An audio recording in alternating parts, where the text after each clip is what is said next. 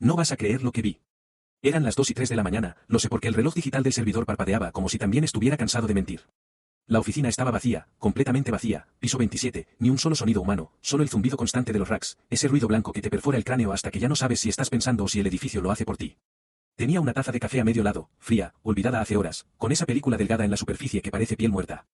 Yo seguía ahí porque era ese tipo de empleado, el que no se va hasta que todo funciona perfecto, el confiable, el reemplazable. Y entonces pasó. Un error. Un simple error de sincronización en el servidor principal. Nada grave. Nada que no pudiera arreglar en 10 minutos. Abrí el panel, y apareció una carpeta. No tenía nombre, solo símbolos, caracteres corruptos, como si alguien hubiera intentado borrarla pero no lo hubiera logrado del todo. No debía existir. Y aún así, estaba ahí. Hice clic. No fue curiosidad, o eso me digo ahora, fue instinto, como cuando ves una puerta entreabierta en un lugar donde no debería haber puertas y la abres porque necesitas saber. El sistema tardó más de lo normal en responder. Demasiado. Mi corazón empezó a latir más rápido sin razón lógica, como si mi cuerpo supiera algo antes que yo. Y cuando cargó, todo cambió. No eran solo archivos. Era un sistema completo. Una arquitectura. Carpetas dentro de carpetas, nombres de empresas que no reconocía, transferencias, rutas de dinero que parecían diseñadas por alguien que entendía no solo cómo mover capital, sino cómo hacerlo invisible. Ahí fue cuando entendí que no estaba viendo corrupción común. Estaba viendo algo más grande. Mucho más grande. Algo que yo llamé después. Ingeniería de sombras. Al principio no tenía sentido. Facturas duplicadas, montos fraccionados, pagos que se replicaban en distintas jurisdicciones como un eco financiero. Pero cuando empecé a seguir la secuencia, lo vi. Facturación en cascada. Una empresa en Delaware facturaba servicios de consultoría a otra en Panamá. Esa empresa en Panamá, a su vez, subcontrataba a 3 más en Islas Vírgenes. Esas 3 empresas generaban nuevas facturas, infladas, perfectamente legales en apariencia, que regresaban como gastos deducibles a Elixir Capital. Era un ciclo cerrado. Un circuito. El dinero salía limpio y regresaba invisible. Pero eso era solo la superficie. Cuando profundicé más, encontré las billeteras frías. Criptomonedas. Almacenadas fuera de línea. Sin conexión directa a ningún sistema rastreable. Ubicadas en servidores espejo en Seychelles. No en bancos. No en exchanges tradicionales. Lugares donde la regulación es una sugerencia. Cada mes, exactamente cada mes, había una transferencia consolidada de aproximadamente $15 millones. No directa. Nunca directa. Fragmentada en cientos de microtransacciones que luego eran reconstruidas en esas billeteras frías. Era como ver un rompecabezas armarse solo, pero en la oscuridad. Y entonces lo vi. Mi nombre. Mi firma. Repetida en documentos de validación. Autorizaciones. Protocolos internos. Yo era parte del sistema. No porque supiera, sino porque había sido usado.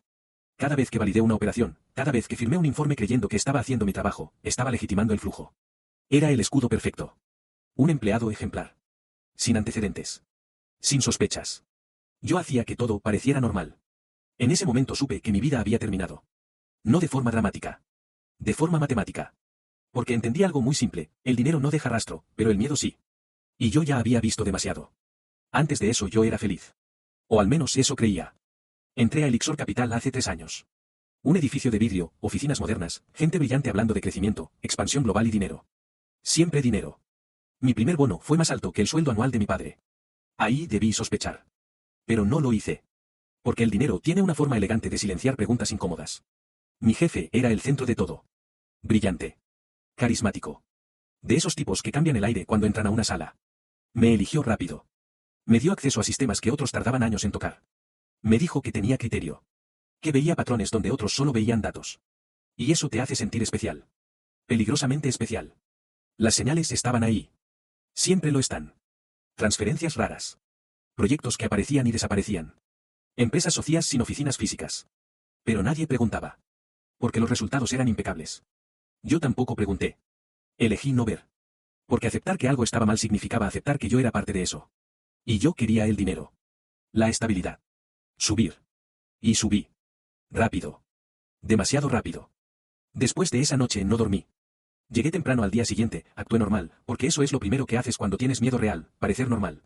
Pero todo cambió cuando entré al ascensor. Éramos solo 2. Yo, y el director financiero. El aire se volvió pesado. Denso. Como si faltara oxígeno. Sentí el sudor en la espalda, frío, pegajoso. No dije nada. Él tampoco. Solo ese sonido mecánico del ascensor subiendo piso por piso, lento, insoportable. Y entonces habló. Te vimos conectado a las 2 de la madrugada, Carlos. No levantó la voz. No necesitaba hacerlo. Sentí como algo dentro de mí se rompía. Lo miré. Y él me sostuvo la mirada. No había duda. No era una pregunta. Era una confirmación. Sonrió levemente. No amable. No agresivo. Algo peor. Control. Las puertas se abrieron. Salió sin decir nada más. Yo me quedé ahí un segundo más. Sin moverme. Sin respirar. Las siguientes 6 horas fueron irreales. Me senté en mi escritorio. Abrí programas. Moví ventanas. Escribí líneas sin sentido. Fingí trabajar. Pero sentía las cámaras. Las cámaras de IT.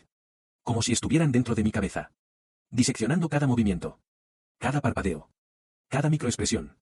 No podía levantarme. No podía mirar alrededor. Porque cualquier cosa, podía delatarme. Ahí entendí algo. Ya no era invisible. Ya estaba dentro del sistema, pero como una variable defectuosa. Y las variables defectuosas se eliminan. No podía usar la red. Eso fue lo primero que descarté. Cualquier intento de copiar archivos, de enviar datos, de extraer información digitalmente, sería detectado en segundos. Estaba atrapado dentro de un sistema perfecto. Así que hice lo único que podía hacer. Algo estúpidamente simple. Y peligrosamente efectivo. Usé mi celular. Pero no podía simplemente grabar la pantalla. Eso sería demasiado obvio. Así que imprimí informes. Montones de informes. Papeles que nadie revisa. Los apilé en mi escritorio, y escondí el teléfono entre ellos, apenas visible, con la cámara apuntando a la pantalla. Mis manos temblaban. Cada clic se sentía como una explosión. Abría archivos lentamente. Desplazaba documentos con cuidado. Fingiendo revisar datos, mientras en realidad estaba capturando todo. El sudor me caía por la frente. Mi respiración era superficial. El tiempo se deformaba. Y entonces, casi muero. La puerta se abrió de golpe. La señora de la limpieza. El sonido fue como un disparo. Casi tiro todo. Ella me miró. Yo la miré. Sonreí. Una sonrisa falsa, rota. Dije algo. No recuerdo qué. Ella asintió, y siguió. Pero en ese momento entendí algo aún peor. Yo ya no controlaba nada. Terminé de grabar lo que pude. No todo. Nunca todo. Pero suficiente. Tenía que ser suficiente. El siguiente problema era salir. Seguridad. Controles. Revisiones aleatorias. No podía simplemente llevar el teléfono así. Así que lo hice desaparecer. Desmonté la carcasa. Separé componentes. Oculté la memoria dentro de un folder de documentos físicos. Algo tan aburrido que nadie lo revisaría 2 veces. Caminé hacia la salida. Cada paso, pesado. Cada mirada, sospechosa. Entregué mi pase. Esperé. 1 segundo. 2. 3. Me dejaron pasar. Y cuando crucé la puerta, no sentí alivio. Sentí que apenas estaba empezando. Tenía 2 opciones. Huir o hablar. Ambas eran una sentencia. Pero una de ellas dejaba algo atrás. La verdad. Preparé todo. Un paquete. Anónimo. Fragmentos. Pruebas. Lo suficiente. Tal vez. Miré el botón enviar durante horas. Ese clic no tenía regreso. Respiré, y lo hice. Al principio nada.